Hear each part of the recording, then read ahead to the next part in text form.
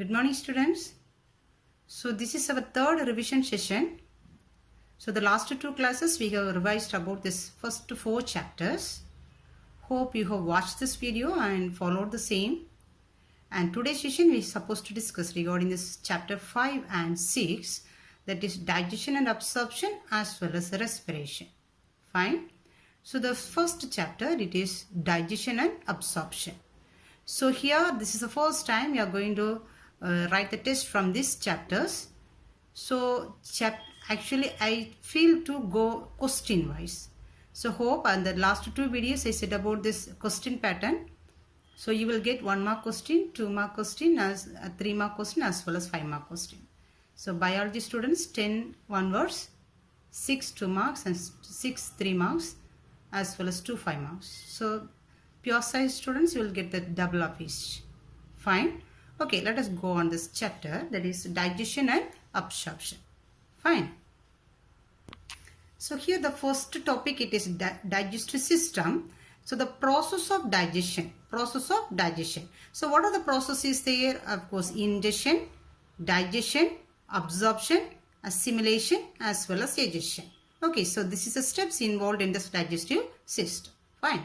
And next it is given us the structure of alimentary canal. So of course, unless we learn about the structure of this alimentary canal, we cannot go on this the process of the digestion, right? So first they have given about the structure of alimentary canal.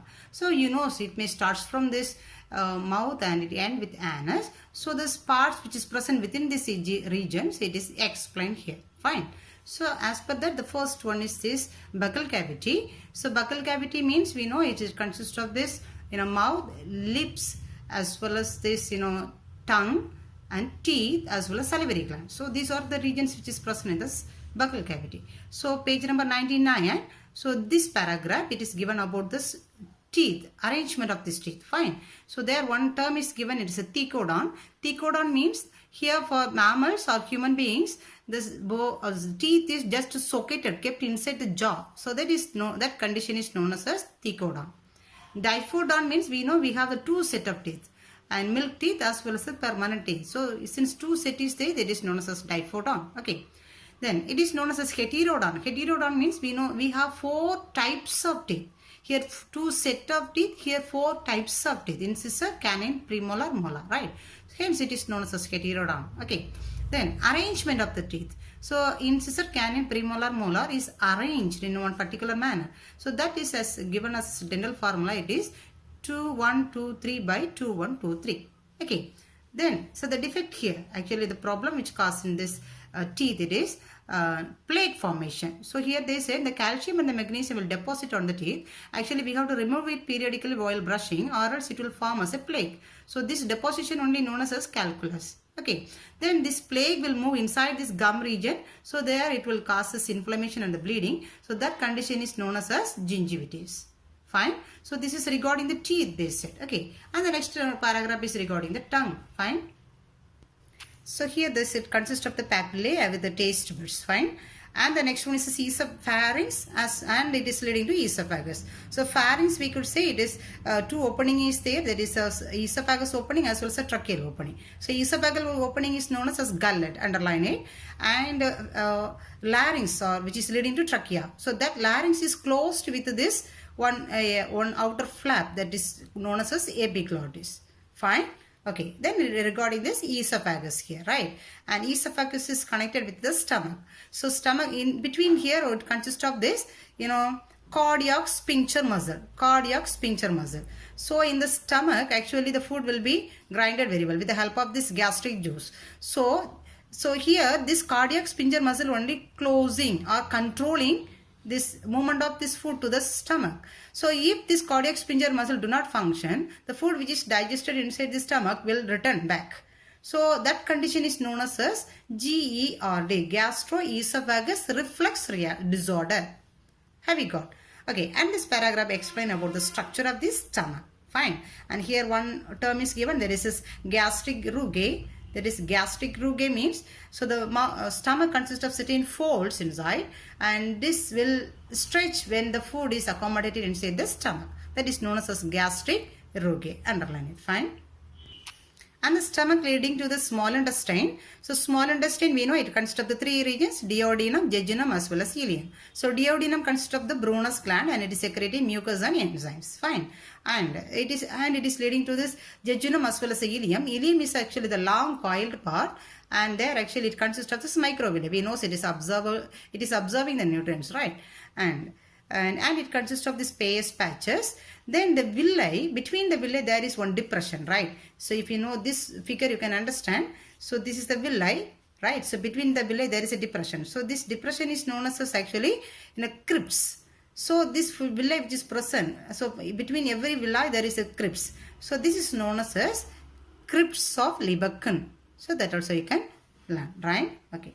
Then about this vermiform appendix. Vermiform appendix is one extra outgrowth which is present in the beginning of this large intestine. So that is actually it is useful for this, highly useful for herbivorous animals to digest the cellulose substances. Okay, so cellulose that you can learn. Fine. So after small intestine, of course the large intestine is there. So large intestine end with this anal region. Okay, and actually this is the structure of this large intestine. At the end, can you watch? This is a simple outgrowth that is known as vermiform appendix. Fine.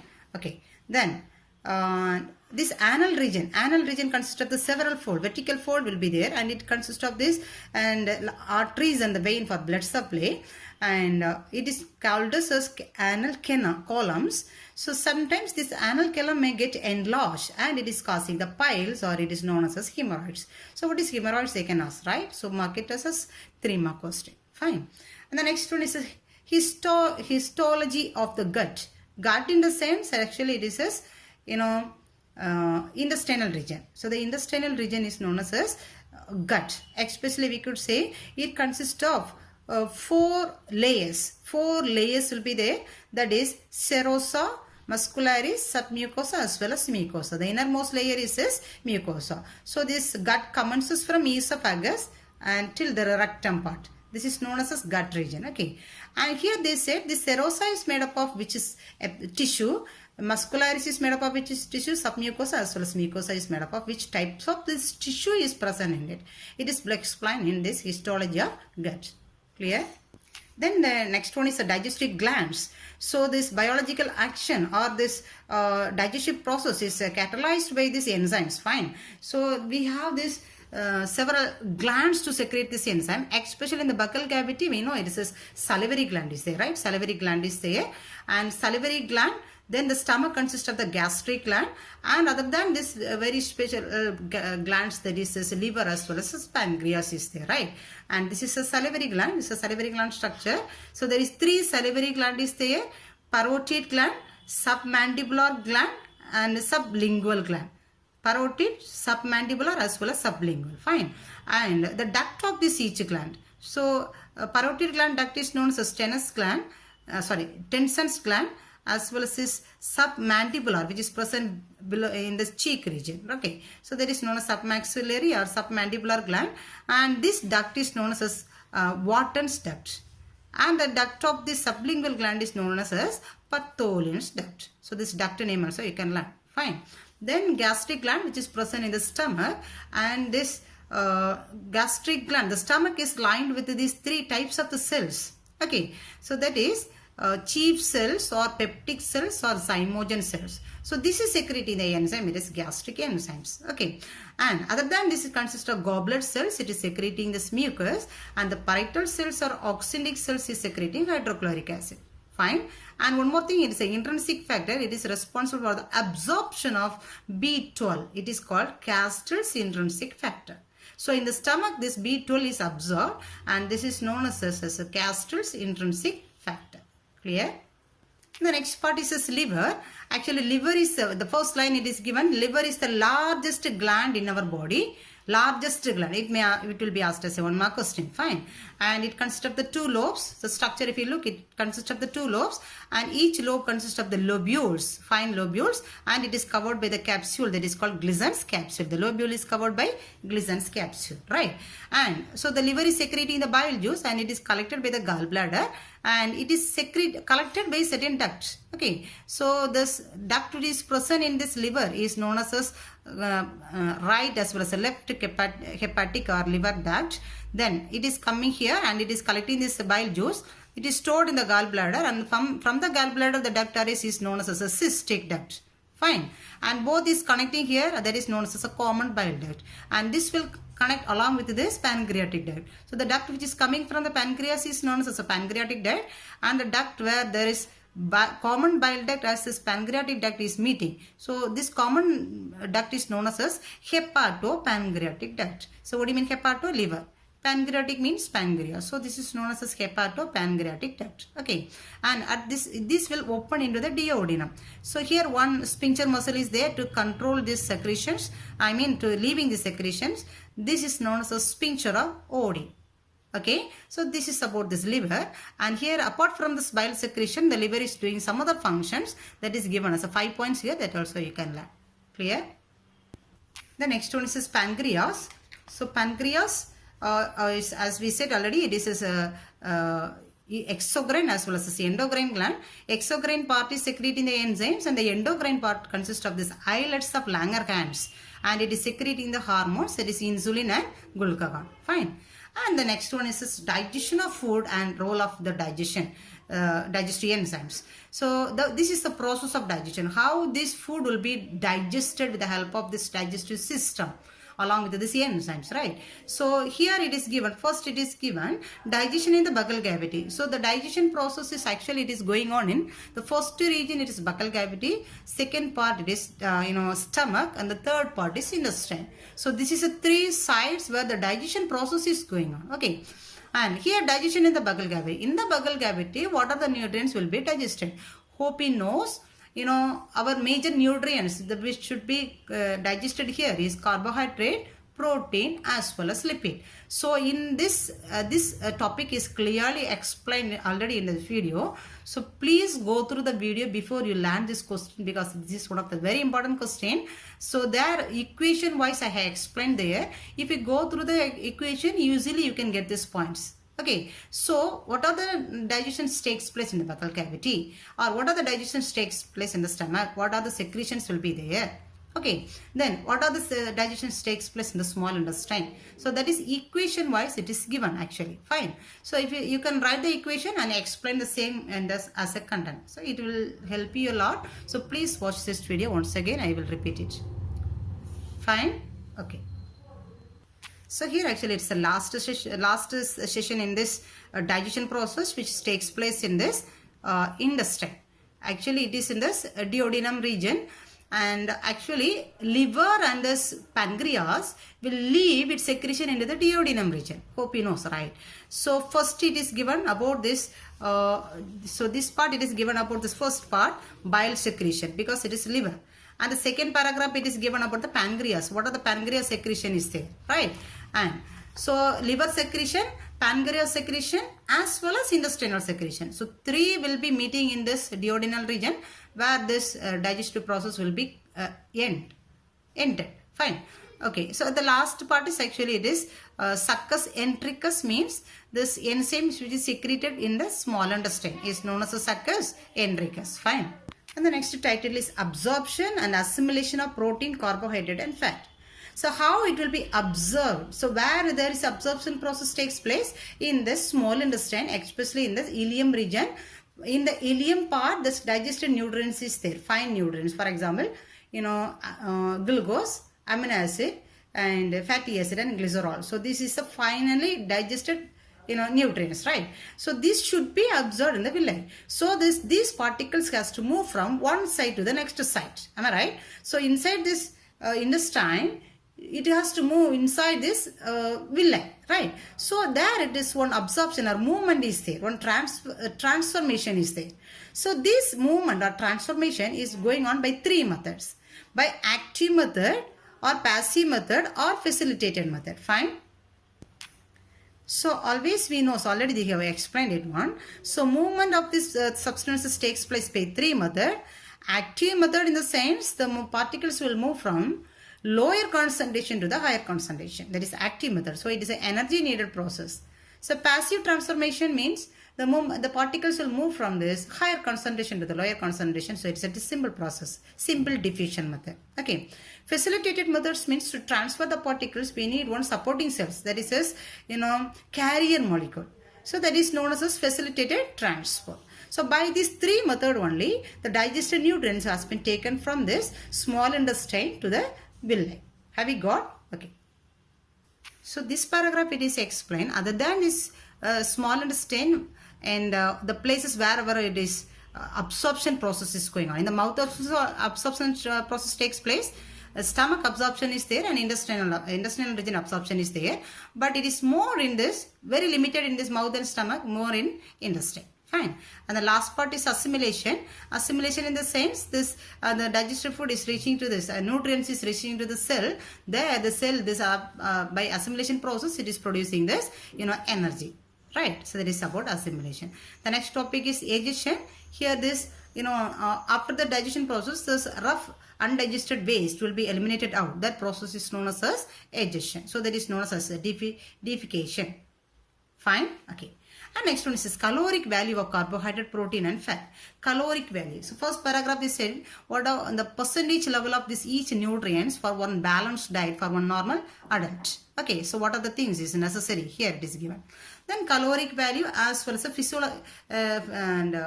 caloric value as well as this physiological caloric value, right? Caloric value of this carbohydrate is 4.1 calories per gram and the physiological fuel value is 4 kilocalories per gram. Okay, so and for carbohydrate, lipid as well as this protein for each things caloric value as well as the physiological fuel value both is given. Fine. So the next topic is nutritional and digestive disorders. So there we know that it's a very familiar disorders. It is marasmus and the kwashiorkor. This is because of this protein deficiency for children's. Fine. And the symptoms everything given indigestion, constipation, vomiting. So the reason as well as this symptoms. So these things I have explained with this one tabular column. If you go through the tabular column also easily you can get the point. There's a disease name, disorders or disease name as well as this causative agent, the reason as well as the symptoms as made as this tabular column. If you need you can go as per that also. Fine. So here the last one is obesity. So obesity will be calculated by this BMI, body mass index. The BMI calculation is BMI is calculated as per the body weight as body weight in kg divided by the square of body height in meters. So body weight divided by this divided by height, but the height should be in this meter square, right? So here one example is given. So the normal BMI range for adult is 19 to 25. It is above the 25. If this answer is above the 25, it will be considered as obese. Fine.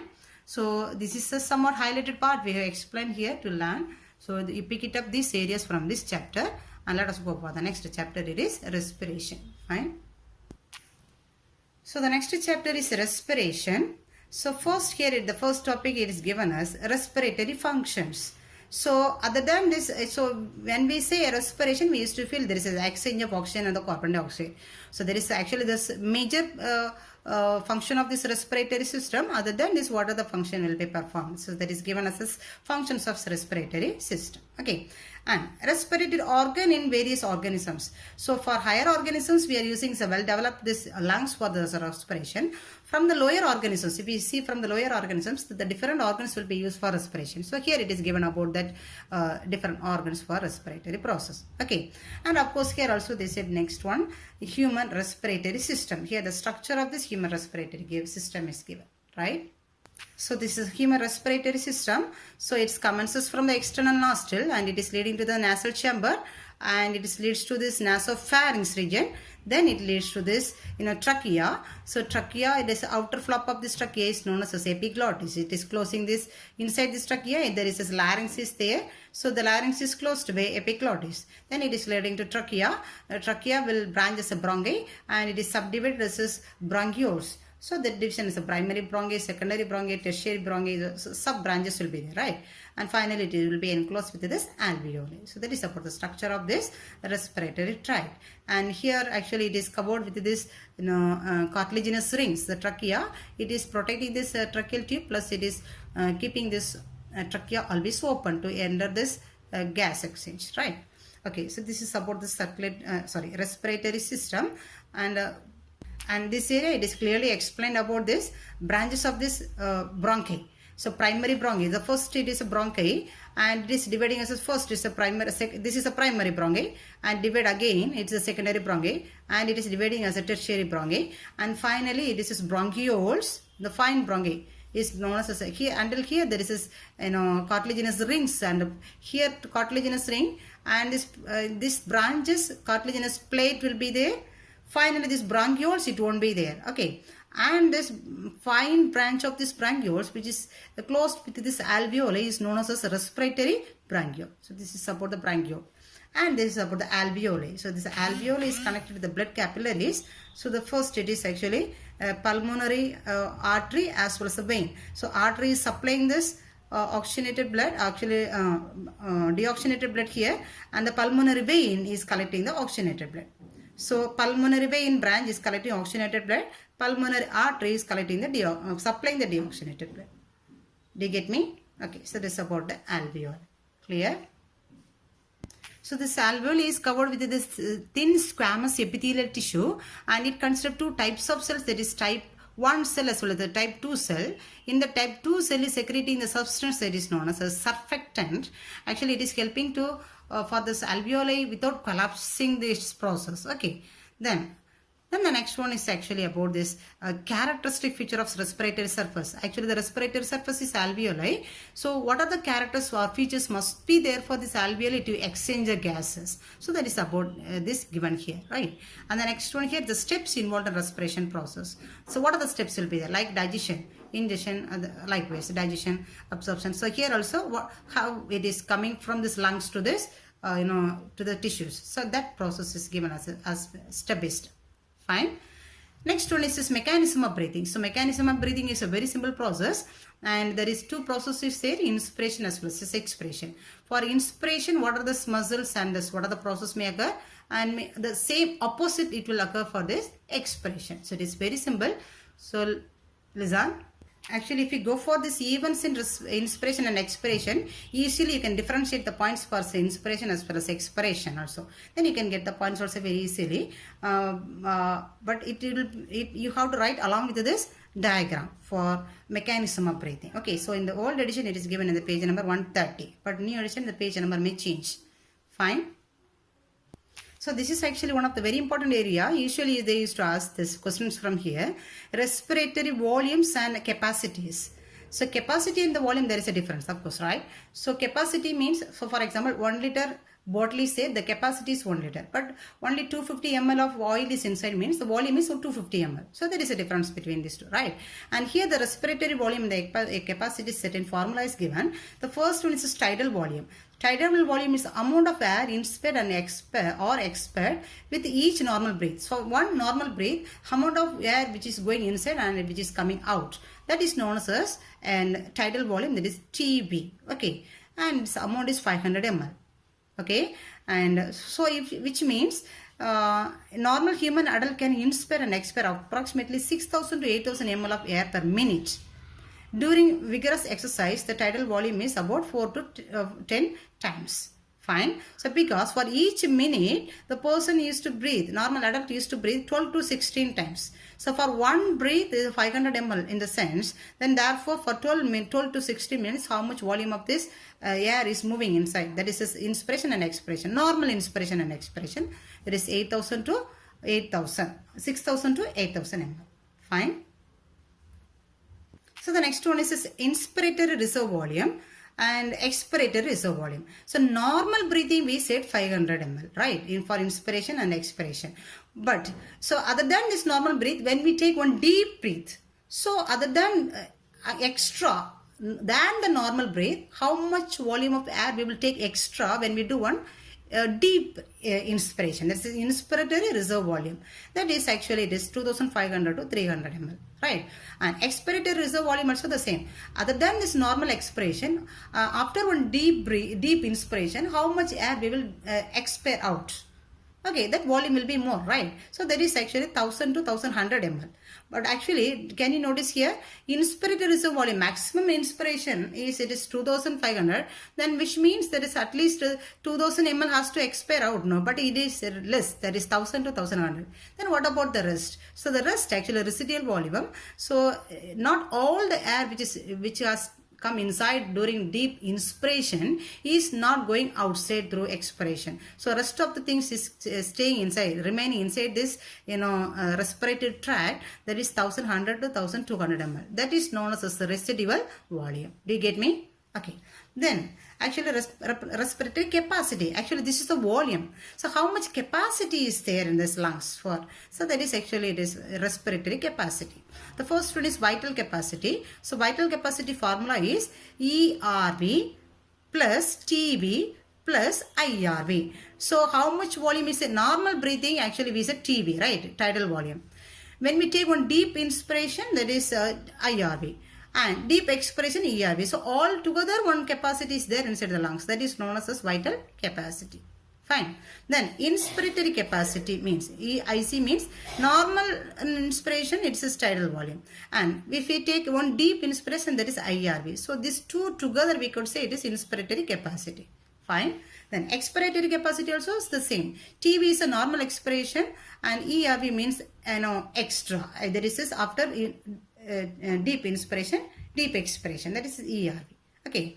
Total lung capacity. Total lung capacity means, can you notice here, vital capacity we have include TB as well as IRV, then ERV, but we left this residual volume. But including this residual volume, we can say it's a total lung capacity. Okay, so which means total lung capacity means this VC plus RV, this residual volume also RV. Okay, then the next one is minute respiratory volume. So that we said already here. So for one normal TB 500 ml, so the one normal adult can respire from 12 to 16 times. So therefore this overall we can say it's 6000 ml or 6 liters. That is known as minute respiratory volume. Okay. Then the next one is desk space. It's also important. So the air we breathe inside is all the air is not going for this exchange process. So little is left. It is not involving in any exchange process. It is present inside this respiratory tract. So that is known as actually dead space, and this volume is actually 150 ml. Fine. Okay. So the next one is actually exchange of gases. Exchange of gases, of course we know we are talking about the two major gases in the respiratory tract, there is oxygen and carbon dioxide. Okay, and wherever this exchange process is going on, the major first site is this alveoli, there one exchange process is going on, and the second site is this tissue, there one exchange is going on. So in the alveoli, blood vessel is receiving the oxygen, and in the tissue the blood vessels are supplying this oxygen rich blood. Fine. And so overall, basically we could say this exchange is based on this partial pressure. So about the partial pressure already we said. So the air consists of the lot of gases, right? So each gas consists of its own pressure. That is known as this partial pressure. So the air consists of oxygen and the carbon dioxide. So oxygen pressure will be there. So that we could say as a partial pressure of PO2, partial pressure of oxygen.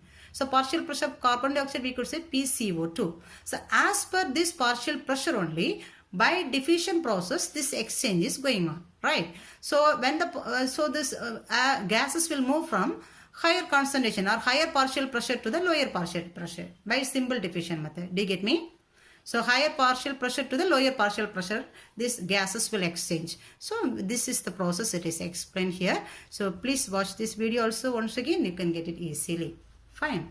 And this tabular column, they said about this, the partial pressure of this oxygen and the carbon dioxide in the various levels. When the atmospheric air, how it will be, in the alveoli, how it will be, deoxygenated blood, oxygenated blood, as well as in the tissues, the partial pressure level. Fine. Okay. Then the respiratory pigments. Actually, we are talking about the transportation of oxygen and the carbon dioxide. So this will be transported by the blood. So in the blood, who is there? RBC cell is there. In the RBC cell, who is there? One pigment that is known as hemoglobin. Hemoglobin is there. In the hemoglobin, who is there? Hemoglobin consists of 4% of heme, iron. This iron only carrying this oxygen. So each hemoglobin consists of 4 iron molecules. 4 iron molecules. Okay, 4 atoms of iron. So each atom will carry 1 oxygen. Do you get me? So one hemoglobin can able to transport 4 oxygen molecules. Fine. So that is actually the respiratory pigment hemoglobin. Its molecular weight is 68,000 Daltons. Okay. Methemoglobin means nothing else. So I said here the iron is carrying the oxygen, right? So when the iron is in a ferrous condition, Fe double plus. But if when the iron is in a ferrous state, it cannot combine with the oxygen. So that state of this iron is, or this pigment is known as methemoglobin. So 1% of the methemoglobin is present in the blood. Fine. So the next one is transport of gases. So of course we are talking about oxygen and the carbon dioxide. So we said the hemoglobin is carrying this oxygen and the carbon dioxide gases, right? And even oxygen and the carbon dioxide also will be transported by this hemoglobin only. But about 97% is transported by hemoglobin. For oxygen, 3% is transported by plasma. So how it is transporting only, it is given here. If you have the doubt, you can go on this videos. Fine. And the curve. So when this also based on this partial pressure. When the partial pressure of this oxygen is increasing, the binding capacity, oxygen will combine with the heme, we said, right? So this binding capacity will increase. But in up to a certain level. But above this, 60, it don't increase, it becomes flat. So this will be explained in one graph. So this graph, this curve is known as a sigmoid curve, and the graph is known as actually oxygen dissociation curve, right? And transport of carbon dioxide. So carbon dioxide transported by 3 methods: plasma, hemoglobin, as well as bicarbonate ions in the plasma. In the plasma only, but it's transported by the bicarbonate ions. So this also explained clearly in this video. Please go on this one, and it is easily understand. So next one is regulation of respiration. Of course, it is related to the central nervous system. So whatever process is there in the body, it is related to the central nervous system to control. Either inspiration or expiration, it is controlled by the central nervous system. That is given in this regulation of respiration. Okay. And the next one is problem in oxygen transport. So we said the hemoglobin is transporting this oxygen, right? So if there is any problem will be there in this. So and we said that based on the partial pressure only, this binding capacity will be there, right? So when the partial pressure increase than the limit, what problems may occur? Or when the partial pressure decrease than the limit, what problems may occur? That is only explained as a 2 paragraph here. So the first one, when the partial pressure reduce, when we go in the mountain level, above than the sea level, it is 8,000 feet. When we move, the persons will get certain symptoms. That is known as acute mountain sickness, AMS. So the reason is the oxygen binding, since the oxygen partial pressure of this oxygen is low in the atmosphere, the binding capacity will reduce. So the persons will get these tendencies. Fine. So this will be adjusted by this body by this production of erythropoietin. This is secreted by the kidney. So this erythropoietin will go towards this bone marrow to produce the RBC cells, excess of RBC cells. So these RBC cells will bind with the oxygen, so the persons can adjust with the situation. So that is called as hematopoietic adjustment. Fine.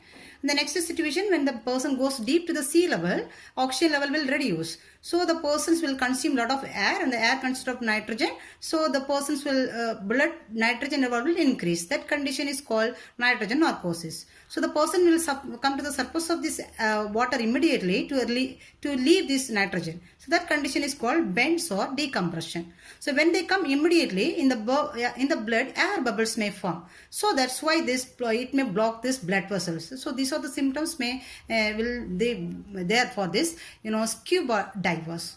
Fine. So the next one is about this disorders of the respiratory system. So here it is explained there. And here one more thing you have to notice, that is occupational respiratory disorders. That is okay, silicosis and asbestosis, and effect of smoking also is very important. So please go on these things, and hope you will do it and do the off-field examination very well and loyally. Okay, fine. All the best. Thank you.